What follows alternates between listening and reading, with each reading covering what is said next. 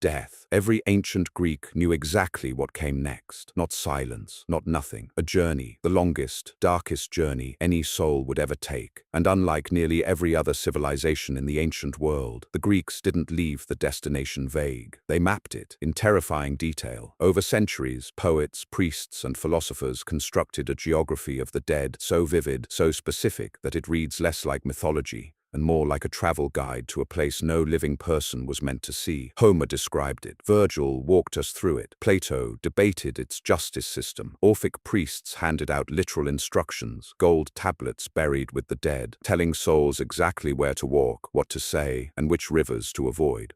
I use modern AI tools to reconstruct what the Greek underworld actually looked like based on ancient texts, temple art, painted pottery, and funeral inscriptions. We are going to descend through every layer of this kingdom, moving through each region the way a dead soul would have experienced it. From the moment of death to the final judgment, from the shores of the river Styx to the endless darkness of Tartarus, from the grey silence of the asphodel meadows to the golden light of Elysium. This is the kingdom of Hades, and once you enter, there is no way back. The moment of death. It begins with your last breath. The Greeks believed that at the exact moment of death, the psyche, your soul, escaped the body through the mouth like a wisp of smoke. Not a ghost exactly, more like a pale reflection of who you were.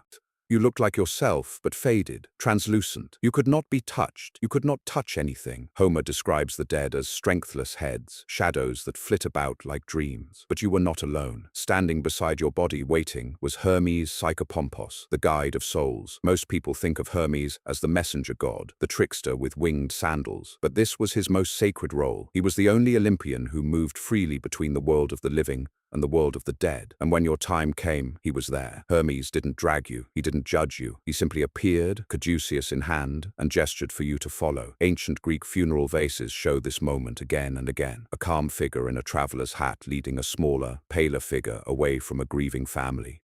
There was no negotiation, no appeal. When Hermes came for you, you went. But before Hermes could guide you anywhere, the living had a critical responsibility. Your body had to be buried properly. The Greeks placed a coin, usually an obol, under your tongue or over your eyes. This wasn't symbolic. This was currency. You would need it. Without that coin, you would wander the shores of the underworld for 100 years, unable to cross. Without proper burial, your soul was trapped between worlds, haunting the living, unable to find rest. This is why the burial of the dead was sacred law in ancient Greece. When Antigone defied King Creon to bury her brother, she wasn't making a political statement. She was saving his soul from an eternity of wandering. The Greeks understood something that cuts deep even today.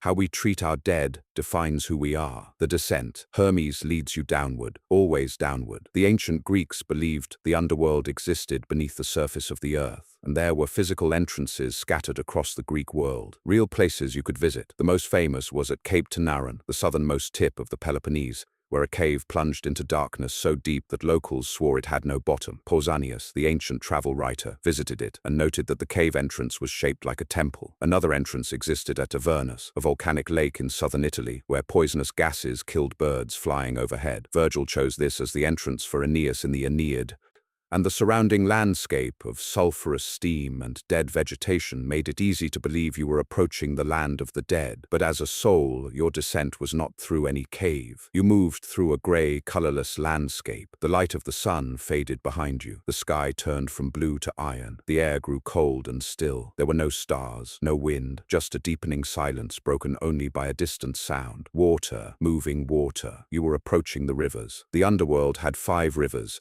and each one meant something. The first you encountered was the Acheron, the river of woe, wide, slow, dark as ink. In some traditions, this was the river you needed to cross first. Its waters were said to taste of grief itself. Nearby flowed the Cocytus, the river of lamentation. See, ancient sources describe the sound of wailing rising from its surface, as if the water itself was crying. These weren't poetic metaphors to the Greeks. These were real geographical features of a real place. But the river that mattered most, the one every Greek knew by name, was the Styx. The river Styx, and Charon the Styx, was the boundary, the border between the world of the living and the kingdom of Hades. Cross it, and you belong to the dead. There was no coming back. Ancient sources disagree on what the Styx looked like. Homer describes it as a branch of the great river Oceanus that flows underground. Virgil paints it as a murky, slow-moving swamp, thick with mud and reeds. Some Orphic texts describe it as black water that burned like acid. But all sources agree on one thing: you could not cross it alone.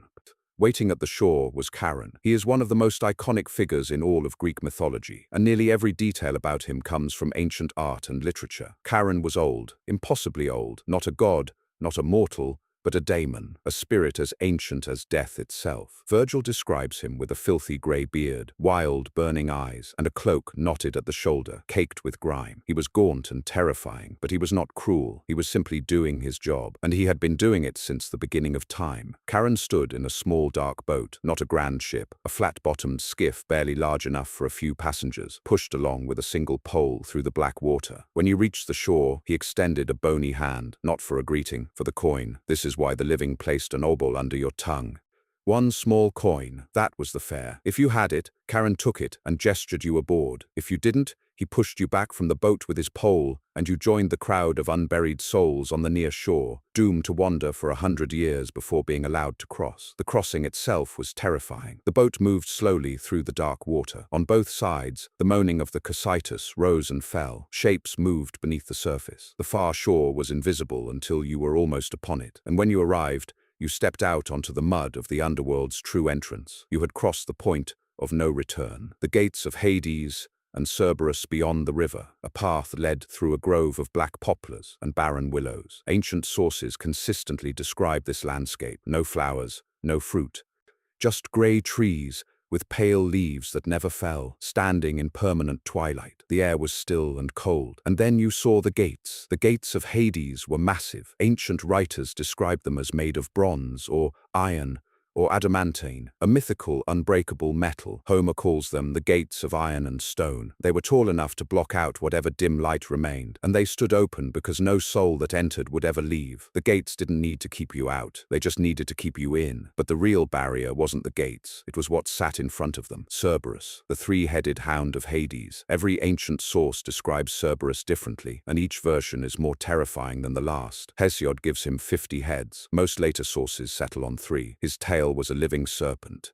Snakes grew from his back and neck. His bark echoed through the underworld like thunder. But here is the detail most people miss. Cerberus wasn't there to stop you from entering. He was there to stop you from leaving. The dead walked past him freely. He wagged his tail, licked their hands, welcomed them. But if any soul tried to turn around, tried to walk back toward the light, Cerberus became the most terrifying creature in Greek mythology. He devoured them. Only a handful of beings ever got past Cerberus going the wrong way. Heracles wrestled him into submission as one of his 12 labors and dragged him to the surface. Orpheus played his lyre so beautifully that the beast fell asleep. Aeneas, guided by the Sibyl, threw him a drugged honey cake. The Sibyl knew the trick because she had been preparing for generations.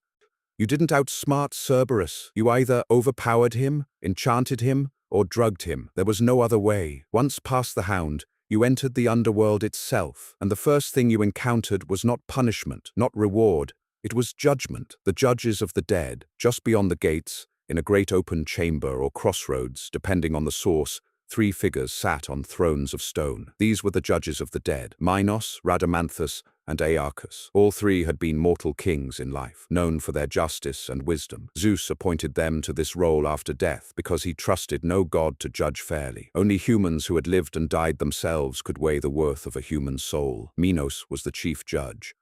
The legendary king of Crete, who had once commanded the Minotaur's labyrinth, now presided over the fate of every soul that entered the underworld. He held a golden scepter and cast the final vote when the other 2 disagreed. Rhadamanthus judged the souls from the east, from Asia and Africa. Aeacus judged the souls from the west, from Europe. Together they examined your entire life, not just your actions, but your intentions, not just what you did, but why you did it. The judgment was not a trial in the modern sense. There were no lawyers, no appeals. The judges could see the truth of your life as clearly as reading a scroll. Every act of kindness, every betrayal, every moment of courage, and every moment of cowardice. Nothing was hidden from them. When the verdict came, you were directed down one of 3 paths. To the right, toward the glow of Elysium, straight ahead, into the grey emptiness of the asphodel meadows, or to the left, downward, into the screaming darkness of Tartarus. Most souls went straight ahead. The Asphodel Meadows. This is where the majority of the dead ended up. Not in paradise, not in punishment, in nothing. The Asphodel Meadows were vast, flat, and grey. Fields of pale asphodel flowers stretched in every direction under a sky that was neither day nor night, just a permanent, colourless twilight. There was no sun, no moon, no warmth. The air was still, and the silence was enormous. The souls here wandered aimlessly. They remembered who they had been in life, but the memories were fading, like a dream you can't quite hold on to after waking.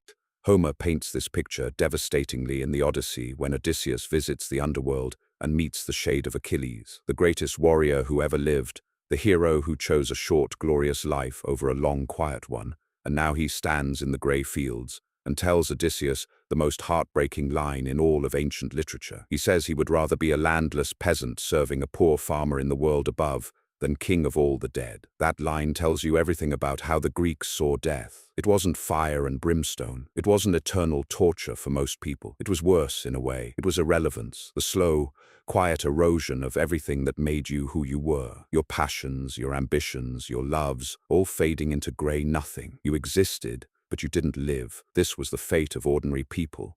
The people who lived decent but unremarkable lives. They hadn't committed terrible sins, so they weren't punished, but they hadn't achieved greatness or divine favor, so they weren't rewarded. They just existed, forever, in the grey. The flowers themselves were telling. Asphodel was a pale, ghostly plant that the Greeks associated with death and planted on graves. The meadows weren't beautiful. They were a cemetery that stretched to the horizon, populated by people slowly forgetting they had ever been alive. If the Asphodel Meadows were the fate of ordinary souls, what waited for those who had angered the gods was infinitely worse. Tartarus below the Asphodel Meadows, far below, the earth cracked open into an abyss so deep that Hesiod claimed a bronze anvil dropped from its edge would fall for 9 days before hitting the bottom. This was Tartarus, and it was not merely a place of punishment, it was a cosmic prison. Tartarus existed before Hades, before the Olympians, before the Titans. According to Hesiod's Theogony, Tartarus was one of the first primordial beings to emerge from chaos, alongside Gaia and Eros. It wasn't created as a prison, it was a prison by nature, a place of absolute darkness, absolute confinement, absolute suffering. The walls of Tartarus were bronze, a triple layer of night surrounded it like a shroud. The river Phlegethon, the river of fire, poured down its sides in cascades of liquid flame. The air was sulphurous and burning, and the screams of the condemned rose upward in an endless chorus that never faded.